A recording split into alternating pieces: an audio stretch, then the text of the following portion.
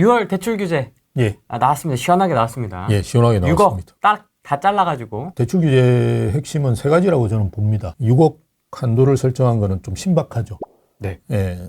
그래서 어차피 이게 고가주택에 대한 거죠. 대출 한도를 설정한 거라고 생각하시면 되는데요. 대부분 집값으로 잡는데 이걸 아예 그냥 금액으로 잡았다는 게 조금 신박하다라고 볼 수 있고요. 네. 두 번째는 이제 실입주 해야 된다. 뭐 피할 방법은 많이 있는데요. 어쨌든 실입주를 기존 주택이 있는 분은 6개월에 팔아야 되고요. 원래는 이제 3년 내에 팔면 되는데 네. 이걸 6개월 내에 팔도록 만들어 버렸고요. 그 다음에 실입주를 6개월 내에 해야 된다. 예, 이게 이제 좀 강력하다고 볼 수 있죠. 그래서 사실은 토지거래 허가제가 실입주를 강제하는 건데요. 이렇게 되어버리면 대출을 받으면 수도권은 이제 다 토지거래 허가제가 되는 비슷한 영향을 볼 수 있는 거죠. 맞습니다. 예. 그 다음 지방에는 뭐 영향이 없다. 이것도 의미가 있는데요. 네. 잘 아셔야 될 건 뭐냐 그러면 정책금융은 똑같이 적용된다라는 거예요. 그래서 저가주택이 좋은 영향을 받기는 쉽지는 않다. 저는. 아, 그렇습니까? 예. 그러니까 저가주택 분 같은 경우 생애 최초라든지 이런 정책 대출을 많이 활용하시는데요.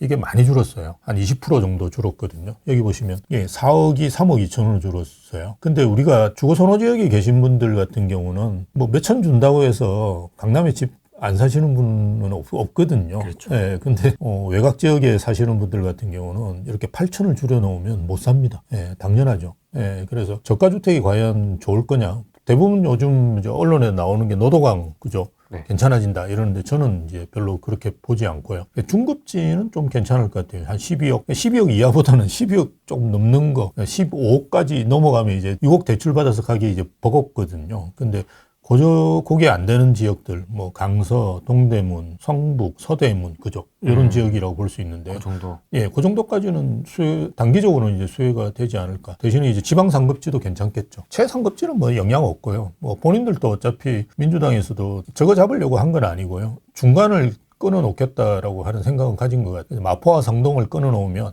더 이상 번지지를 않잖아요. 예, 집값이 이렇게 안 가니까 그거 하려고 한 것 같다라는 생각은 들고요. 장기적으로 어쨌든 최상급지가 저는 좋다라고 봅니다. 그래서 지금도 저는 무조건 강남 사시라라고 이야기해요. 오히려 뭐 금매가 나올 수도 있으니까라고 말씀을 드렸는데 계속 전화 오는 거 보면 금매는 없답니다. 와. 예, 그냥 그대로 호가 상태니까요. 네. 그래서 뭐 그런 부분이 좀 핵심인 것 같고요. 네. 어쨌든 뭐 이번 정책이 나온 이유는 지금 시점에서 부동산을 눌러놓고 그죠? 돈을 풀어야 되겠다라는 생각을 가진 것 같고요. 돈을 풀면 어쨌든 이게 자산시장으로 갈 건데 부동산으로 가는 건 원하지 않고 코인이나 주식으로 가는 거는 좀 생각하는 것 같고요. 5,000포인트. 가자.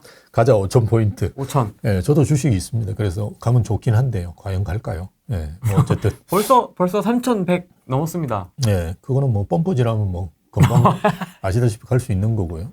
예, 계속 잘 가야 되는데 뭐 기업에 도움되는 걸 계속 해야지 잘 갈 수 있는데 네. 지금 뭐 정책적으로 기업에 도움되는 건 전혀 안 하고 있으니까요. 그게 계속 갈 수 있을지 뭐 이런 거는 좀 의문인데요. 어쨌든 지방으로 가는 것까지는 그죠? 괜찮다. 왜냐하면 이게 지방 가봤자 얼마 안 가거든요. 그러니까 이거는 뭐 큰 문제가 없죠. 모든 돈이 어저께 이제 저희 선배님이 올라오셔가지고 같이 뭐 술은 못 먹고 그냥 커피 한 잔 마시고 내려가셨는데, 네. 예, 그 선배님이 그러더라고요. 부동산 그 개발 사업 하시는 분이에요. 그래서 한 지방에 저축이 한 100 정도 들어오면 한 70은 서울로 올라간대요. 뭐 그냥 아예 깨놓고 그렇게 말씀하시더라고요. 그러니까 지방의 부동산에 뭐 돈이 가더라도 뭐 크게 안 가니까 그거는까지는 괜찮다라고 생각하는 것 같고요. 정책 자금을 줄이는 거는 저는 정말 문제가 있다고 생각해요. 맞습니다. 예, 근데 아마 이걸 빼서 다른 데 쓰려고 하는 것 같기도 해요. 예, 그래서 정책 자금은 지금 말씀드렸듯이 수도권만 적용되는 게 아니고요. 전체가 다 적용되는 겁니다. 그래서 지방이 오히려 이런 것 때문에 타격을 더 받을 수도 있는 것 같고요. 그래서 서민들이 중산층으로 되는 것도 좋아하지는 않는 것 같아요. 뭐 이건 원래 민주당의 기본 방침이니까요. 예. 서민이 중산층 되면 잘 살게 되는 거 아니에요? 그러니까요. 그 잘 살게 되는 걸 바라지 않죠. 집 사는 것도 바라지 않고. 일단 집을 사야지 잘 살게 되는데 그거를 못하게 하는 거가 사실 민주당에서 일반적으로 원하는 거거든요. 그래서 정책 자금을 줄인다는 거는 아마 그런 목적이 좀 있지 않을까. 계속적으로 이제 무주택자로 남으면서 내가 주는 거를 받고 살아라. 예, 이런 이제 생각들을 많이 하니까요. 아, 배급. 예, 장기적으로 보면 배급일 수도 있고요. 전세 임대차는 원래 싫어하는데 네. 예, 계속 싫어하는 것 같습니다. 그래서 전세는 어차피 빠르게 월세로 그죠? 네. 저희도 이야기 계속 해왔지만 그렇게 갈 것 같고요. 근데 실거주 강화한 거는 제가 볼 때 실수라고 봐요.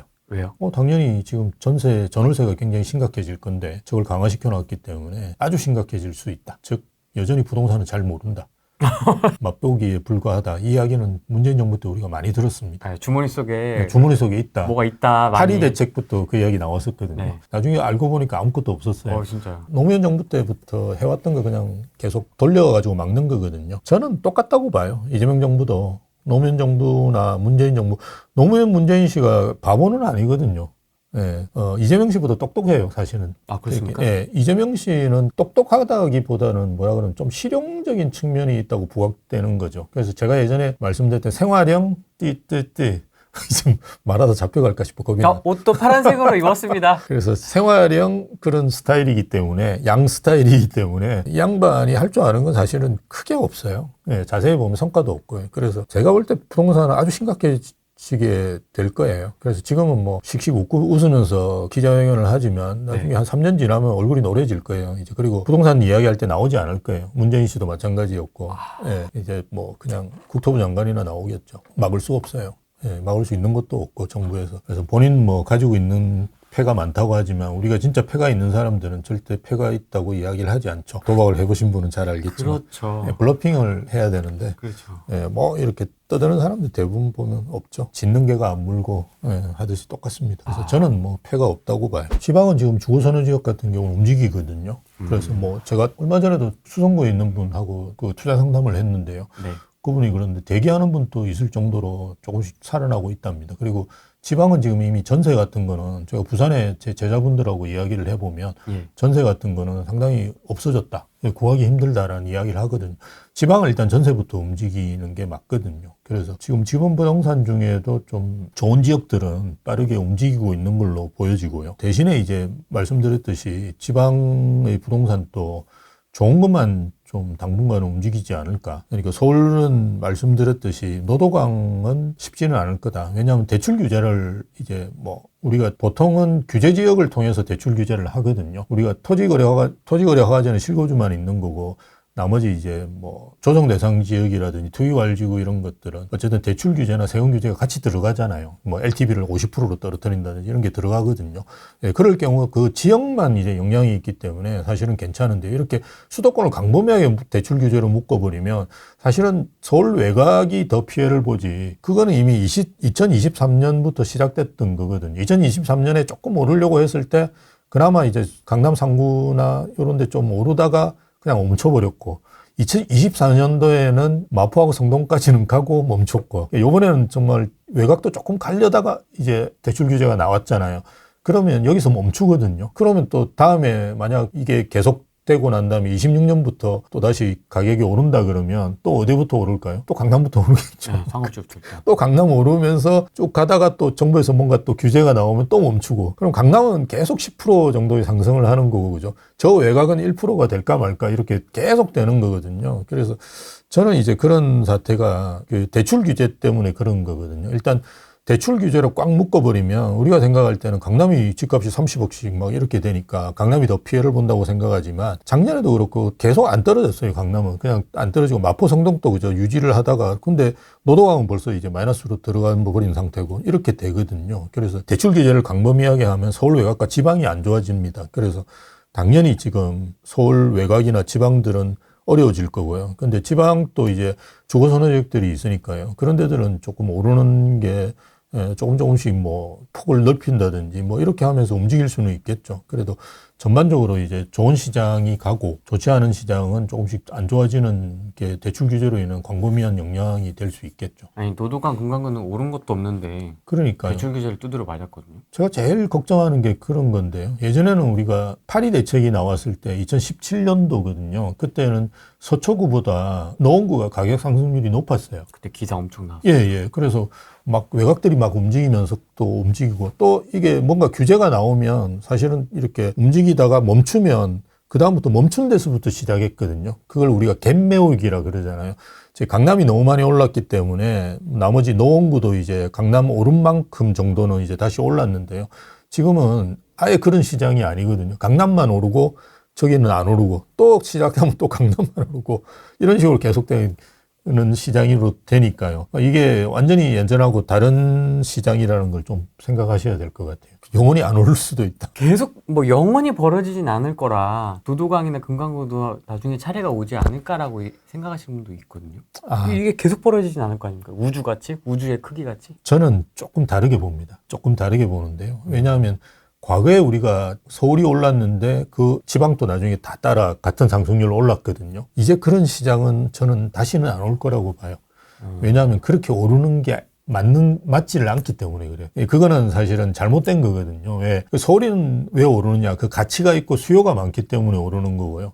그 지방 같은 경우는 사실은 가치 있는데도 많이 있지만 안 그런 데도 꽤 있거든요. 저도 지방 출신이라 가지고 말씀 잘못하면 친구들한테 엄청 욕 들어먹는데 그 수준이 다르기 때문에 같은 상승률로 오른다는 거는 이제는 생각하기 쉽지가 않을 거예요. 예, 차별화된 시장이고 앞으로 이제 주택 수요도 계속 줄잖아요. 어쨌든 그게 늘어나는 게 아니거든요.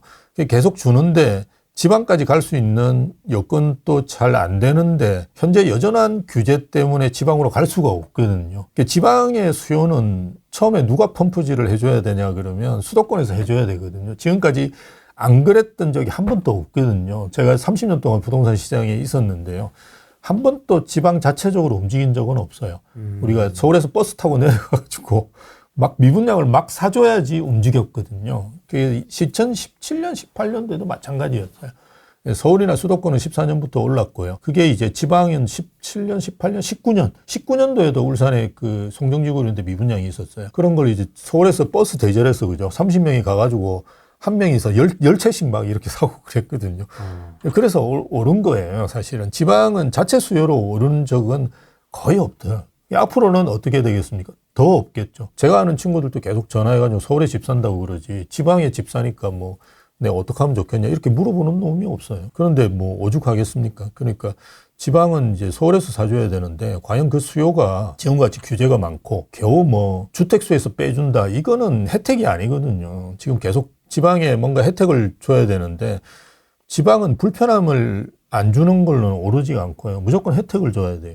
그래서 남들은 세금 매기는데 안 매긴다든지 5년 양도세 면제 이런 것들을 아니면 뭐 빌려주는 걸 더 빌려준다든지 근데 정책 자금까지 지금 지방도 같이 묶어버리는 상태에서 지방이 오를까? 저는 굉장히 힘들 거다 그렇게 봅니다. 이게 아니고 이렇게 벌어질 거다. 예, 더 벌어질 가능성도 저는 있다. 지금 문재인 정부 시작할 때 우리가 5분위 배율이라고 그러잖아요. 네. 상위 20% 아파트, 하위 20% 아파트 그게 4.7이었거든요. 지금 거의 12 정도 돼요. 3배 정도 됐거든요. 근데 왜 이렇게 됐느냐? 우리가 물론 이게 기본 베이스는 소득이긴 한데요. 그리고 지방도 버는 사람도 꽤 벌거든요. 근데 왜 이렇게 됐냐? 이 규제가 이게 해결이 안 되니까 이미 그 서울이나 수도권 쪽에 계신 분들은 다주택자나 이런 분들도 굉장히 정리를 많이 했거든요. 어디를 정리했겠습니까? 끄트머리 외곽, 지방. 그러니까 서울 외곽이나 지방을 다 팔아가지고 정리를 했거든요. 그리고 똘똘한 서울은 남겨두고 계시는 거고. 그런 상태에서 지금 내려가가지고 사줘도 이제 뭐 안타까운데 아직까지 정리 못한 분도 꽤 있어요. 저도 그렇고. 그래서 그거 이제 요번에 오르면 또 정리하겠죠. 예. 그러니까 팔려고 하는 사람만 있지 지방 내려가서 살려고 하는 사람 아무도 없는데 어떻게 지방이 오르겠습니까? 자체적으로 오를 수 있는 건 아까 말씀드렸듯이 지방의 주거 선호지, 그죠? 우리도 뭐 강남이 떨어질 거라고 생각하는 사람 아무도 없잖아요. 그게 마찬가지거든요. 그 수성구에 뭐 범어사동이나 만촌삼동이 떨어질 거라고 생각하는 분은 아무도 안 계실 거고요. 그렇죠. 해운대에 뭐 우동 이런 게 뭐 지금은 별로 좋지도 않지만 어쨌든 좋은 우동도 엄청 떨어졌어요. 우동 좋지 않습니까? 두산 리버드 제니스 제 친구가 한 50평 가지고 있는데 15억이 안 팔린다고 그러더라고요. 예, 안 나와요. 예, 대형 평수 많고 최근에 이제 르엘인가 부산에 하나 센텀에 들어가거든요. 네. 위치는 정말 안 좋아요. 안 좋은데 낡았잖아요. 이제 그래서 뭐 센텀도 그렇고 우동에 있는 아파트들도 한 20년 됐거든요. 그러니까 그 수요를 이제 흡수할 수 있는 뭐 이런 거를 이제 기획하는 거죠. 그래서 보면 30평이 얼마 안 되고요. 4, 5, 60평이 많아요. 왜냐하면 예전에 지었던 아파트들이 4, 5, 60평, 뭐 100평 이렇게 많거든요. 그래서 그런 수요를 좀 빼가지고 가려고 하는 거지. 그러니까 완전히 제로섬 게임이거든요, 지방은. 그래서 잘 되는데 한 곳만 잘 되는 거지, 뭐 여러 곳에 잘 된다는 서울 개념은 전혀 아니거든요. 저는 뭐 상당히 힘들 거다. 그래서 가격 차는 더 벌어질 수도 있다라고 저는 봅니다.